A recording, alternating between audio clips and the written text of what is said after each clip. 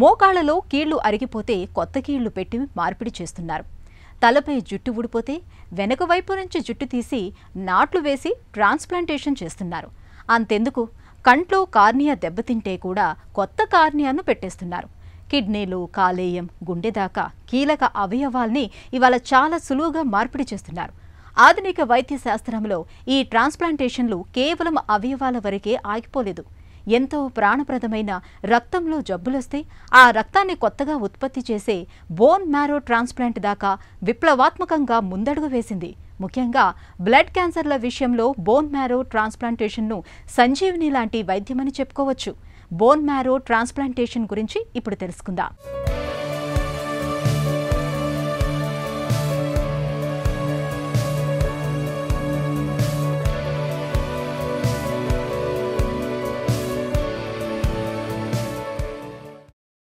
రక్తం మనకు ప్రాణాధారం, మన శరీరానికి జీవ ఇంధనం. మరి ఇంతటి కీలకమైన రక్తం ఎక్కడ తయారవుతుందో తెలుసా? రక్త కణాల ఉత్పత్తికి మూల కేంద్రం మన ఎముకలే. మన ఎముకల్లోని మధ్య భాగం అంటే ఎముక మధ్యలో ఉండే మృదువైన మూల కణాల కణజాల నుంచే రక్త కణాలు పుట్టుకొస్తూ ఉంటాయి. అయితే లుకీమియా వంటి బ్లడ్ క్యాన్సర్ బారిన పడ్డప్పుడు రక్త కణాల ఉత్పత్తి దెబ్బతింటుంది. ఒక్కోసారి రక్త కణాల ఉత్పత్తే ఉండకపోవచ్చు. ఇలాంటి పరిస్థితుల్లో మొత్తంగా ప్రాణమే ప్రమాదంలో పడుతుంది. ఈ విపత్కర పరిస్థితి నుంచి గట్టెక్కించేందుకు, పేషెంట్ల ప్రాణాల్ని నిలబెట్టేందుకు చివరి పరిష్కారంగా ఎముక మధ్యలోని మూల కణాలను చికిత్స కోసం ఉపయోగిస్తారు. ఇందుకోసం రోగి సొంత ఎముక మధ్యను కానీ ఇతరుల నుంచి సేకరించిన బోన్ మ్యారోను కానీ తీసుకొని రోగిలోకి ఎక్కిస్తారు. దీన్ని బోన్ మ్యారో ట్రాన్స్ప్లాంటేషన్ లేదా మూలకణ మార్పిడిగా పరిగణిస్తారు. కంపేర్ టు ఎర్లియర్, ఇంతకుముందుతో పోలిస్తే bone marrow transplantation number of cases transplantation happening in India every year increase అవుతుందండి. ఎందుకంటే మనకి ఇండియాలో across the India there are different good centres. వాటన్నిటిలో ఫెసిలిటీస్ అనేవి బెటర్గా ఉండడం ద్వారా number of cases of transplantation are increasing more and more. ఎందుకంటే అవేర్నెస్ కూడా పెరిగింది, నాట్ ఫిజిషియన్స్కి అవేర్నెస్ కూడా పెరిగింది. ఇంతకుముందు plastic anaemias, metabolic problems, storage disorders, immunodeficiencies ఇవన్నీ మనకి ఎంత క్యూర్ అయ్యేవి అనేది ఒక క్వశ్చన్ మార్క్ లాగా ఉండింది. బట్ ఇప్పుడు ట్రాన్స్ప్లాంటేషన్ అనే techniques advance, like not only match transplants, half match transplants like హ్యాప్లో identical transplants అంటారు. వీటన్నిటి అవైలబిలిటీ కూడా మనకు ఉండడం ద్వారా మనకి మంచి రిజల్ట్స్ అనేవి, ఈ స్పెక్ట్రమ్ ఆఫ్ ప్రాబ్లమ్స్కి మంచి రిజల్ట్స్ అనేవి చూస్తూ ఉన్నాం. Transplantation facilities are better, supportive care is better, more and more centres are coming forward to do these kind of things. Bone marrow transplantation ఎముక మధ్యలోని మూల కణాలను సేకరించి మార్పిడి చేసే ఈ చికిత్సలో 2 విధానాలు ఉన్నాయి. పేషెంట్ సొంత మూల కణాలనే తిరిగి అదే వ్యక్తికి ఎక్కించటాన్ని ఆటోలోగస్ స్టెమ్ సెల్ ట్రాన్స్ప్లాంటేషన్ అంటారు. సాధారణంగా లింఫోమా క్యాన్సర్లు మళ్లీ తిరగబెట్టినప్పుడు ఇలా సొంత మూల కణాలను ఎక్కిస్తూ ఉంటారు. ఇలాంటప్పుడు ముందుగా కీమోథెరపీ ఇచ్చి తరువాత మూలకణ మార్పిడి చేస్తారు. రెండో రకం బోన్ మ్యారో ట్రాన్స్ప్లాంటేషన్లో దాత నుంచి సేకరించిన మూల కణాలని ఎక్కిస్తారు. ఈ రకమైన చికిత్సను అలోజెనిక్ స్టెమ్ సెల్ ట్రాన్స్ప్లాంటేషన్గా పిలుస్తారు. అయితే మార్పిడి చికిత్స కోసం దాత మూల కణాలు రోగి కణాలతో HLA మార్కర్ మ్యాచింగ్ అవ్వాలి. సాధారణంగా పేషెంట్ తోబుట్టువుల మూల కణాలు మాత్రమే సరిపోతూ ఉంటాయి. వీరిలో కూడా ప్రతి 4 ఒకరికి మాత్రమే HLA మ్యాచింగ్ సరిపోతుంది. ఒకవేళ తోబుట్టువులో ఎవరిది మ్యాచ్ కాకపోయినా, తోబుట్టువులెవరూ లేనప్పుడు బయటి వ్యక్తుల నుంచి మూల కణాలను సేకరించాల్సి ఉంటుంది. More than 80% of the cancers are getting cured. 80-85%. What is happening to remaining 15%? ఏమవుతుంది 15%కి? అవి హై రిస్క్ కేసెస్ అయితే వాటికి కీమోథెరపీ అనేది కొన్నిసార్లు పనిచేయకపోవచ్చు. అలాంటప్పుడు రిలాప్స్ అనేది జరగచ్చు. సో రిలాప్స్ అయినప్పుడు మనం ఆ కేసెస్కి మళ్ళీ రిలాప్స్ కీమోథెరపీ అనేది ఇచ్చి క్యాన్సర్ని కంట్రోల్లోకి తెచ్చుకొని బోన్ మ్యారో ట్రాన్స్ప్లాంటేషన్ చేయడం ద్వారా అది మళ్ళీ రిపీట్ అవ్వకుండా మనము జాగ్రత్త తీసుకోవాలి.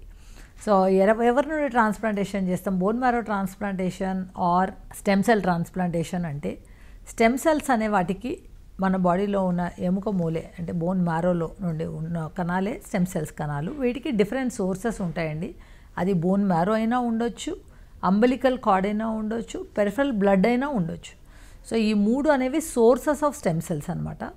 ఈ 3 సోర్సెస్లో ఏదో ఒక సోర్స్ నుండి తీసుకుంటాం. Most commonly used is peripheral blood or bone marrow. Umbilical card ఎక్కువగా యూజ్ చేయరు. అండ్ ఈ 2 సోర్సెస్ నుండి మనం స్టెమ్ సెల్స్ తీసుకోవడం ద్వారా ఈ రిలాప్స్డ్ క్యాన్సర్స్లో మనము డెఫినెట్గా మళ్ళీ రిపీట్ అవ్వకుండా మనం క్యూర్ రేట్ అనేది చేసుకోవాలి. బోన్ మ్యారో ట్రాన్స్ప్లాంటేషన్ చికిత్సలో భాగంగా ముందుగా 4 రోజుల పాటు గ్రాన్యులోసైట్ కాలనీ స్టిమ్యులేటింగ్ ఫ్యాక్టర్ అనే ఇంజెక్షన్ను ఇస్తారు. 5వ రోజున ఎముక మధ్య నుంచి మూల కణాలను సేకరించేందుకు ముందుగా మత్తు ఇస్తారు. ఆ తర్వాత కటివలయ భాగంలోని ఎముక ద్వారా రక్తనాళంలోకి సూదిని పంపించి రక్తాన్ని సేకరిస్తారు. ఈ రక్తంతో పాటుగా స్టెమ్ సెల్స్ వస్తాయి. వీటిని రోగికి ఎక్కిస్తారు. మూలకణ మార్పిడి చేసే ముందుగా కీమోథెరపీ, అవసరమైతే రేడియోథెరపీ కూడా చేస్తారు. కీమోథెరపీ వల్ల క్యాన్సర్ సోకినవే కాకుండా ఆరోగ్యకరమైన రక్త కణాల సంఖ్య కూడా తగ్గుతుంది. ఇప్పుడు కొత్తగా మూల కణాలను ఎక్కిస్తారు.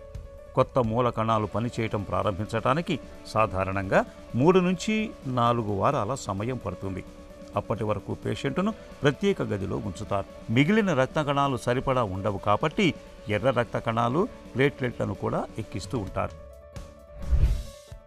అడ్వాన్స్ స్టేజ్లో ఉన్నప్పుడు వాటికి సర్జరీ, కీమోథెరపీ, రేడియేషనే కాకుండా ఆటోలోగస్ స్టెమ్ సెల్ ట్రాన్స్ప్లాంటేషన్ అనేది కూడా చేస్తామంటే హై డోస్ కీమోథెరపీ ఇచ్చి మనకి మళ్ళీ డిసీజ్ రికవర్ అవ్వకుండా followed by autologous stem cells ఇవ్వడం ద్వారా రెస్క్యూ చేస్తామన్నమాట. సో దీని ద్వారా మనం చేసుకునేది ఈ రకంగా చేసుకునేది ఆటోలోగస్ స్టెమ్ సెల్ ట్రాన్స్ప్లాంటేషన్. మన ట్రాన్స్ప్లాంటేషన్ గురించి చూసినట్టయితే 2 రకాలు ఉంటాయండి, ఆటోలోగస్, అల్లోజెనిక్. ఆటోలోగస్ అనేది సాలిడ్ ట్యూమర్స్కి, అడ్వాన్స్ స్టేజ్ సాలిడ్ ట్యూమర్స్కి చేస్తాము. అల్లోజెనిక్ అనేది డిఫరెంట్ ఇండికేషన్స్ ఉంటాయి. అక్యూట్ ల్యూకీమియాస్ అనే వాటికి డెఫినెట్గా అలోజెనిక్ అంటే డిఫరెంట్ డోనార్ నుండి, ఆటో అంటే సేమ్ డోనార్, అలోజెనిక్ అంటే డిఫరెంట్ డోనార్. అలోజెనిక్ ట్రాన్స్ప్లాంటేషన్ అనేది హై రిస్క్ ల్యూకీమియాస్కి చేస్తాము. అది కాకుండా వేరే ఇండికేషన్స్ కూడా ఉంటాయి. క్యాన్సర్స్ కాకుండా other disorders like transfusion dependent anaemias like thalassaemia, bone marrow failure problems like aplastic anaemia or inherited bone marrow failure problems like Fanconi anaemia, immunodeficiency problems, metabolic conditions, ఇలాంటి వాటికన్నిటికీ కూడా bone marrow transplantation, storage disorders, వీటన్నిటికీ bone marrow transplantation అనేది good curative option అండి. So ఇంతకుముందు మనకి బోన్ marrow ట్రాన్స్ప్లాంటేషన్ అంటే it's a high end problem, kids will not survive అలాగ అనుకునేవాళ్ళు. ఫస్ట్ ఆఫ్ ఆల్ క్యాన్సర్స్కి అలాగ అనుకునేవాళ్ళు. ఆ తర్వాత హై రిస్క్ క్యాన్సర్స్లో ఓకే ట్రాన్స్ప్లాంటేషన్ చేస్తుంటే క్యూర్ రేట్ ఉండదు అని అనుకునేవాళ్ళు. బట్ ఇప్పుడు కరెంట్ ఉన్న all facilities, oncology services, intensive care services, neurology services, comprehensive care, ఏ సెంటర్లో అయితే ఇలాంటి కాంప్రిహెన్సివ్ కేర్ అనేది ఉంటుందో అలాంటి సెంటర్స్లో మనము ఈ హై ఎండ్ ప్రాబ్లమ్స్ని with advance treatments like transplantation ద్వారా మనం క్యూర్ చేసుకోవచ్చు. బ్లడ్ క్యాన్సర్కి, లింఫోమా, మైలోమా క్యాన్సర్లకు, అప్లాస్టిక్ అనీమియా, థాలసీమియా జబ్బులకు ఎముక మజ్జ మార్పిడిని మేలైన పరిష్కారంగా చెప్పుకోవచ్చు. బోన్ మ్యారో ట్రాన్స్ప్లాంటేషన్తో క్యాన్సర్లు చాలా వరకు నయమవుతాయి. మొండి క్యాన్సర్లను దీర్ఘకాలం పాటు చక్కగా అదుపులో ఉంచవచ్చు. అయితే సొంత తోబుట్టువులు కాకుండా బయటి వ్యక్తుల నుంచి మూల కణాలను సేకరించి బోన్ మ్యారో ట్రాన్స్ప్లాంటేషన్ చేయటం అన్నది కొంచెం రిస్కుతో కూడుకున్న వ్యవహారం. ఇన్ఫెక్షన్ల ముప్పు అధికంగా ఉంటుంది. బయట నుంచి అందించిన కణాలను పేషెంట్ శరీరం తిరస్కరించే అవకాశాలు ఉంటాయి. ఈ తిరస్కరణను నివారించేందుకు వ్యాధి నిరోధకతను అణిచివేసే ఇమ్యూనో సప్రెసెంట్ మందుల్ని అధిక మొత్తంలో ఇవ్వాల్సి ఉంటుంది.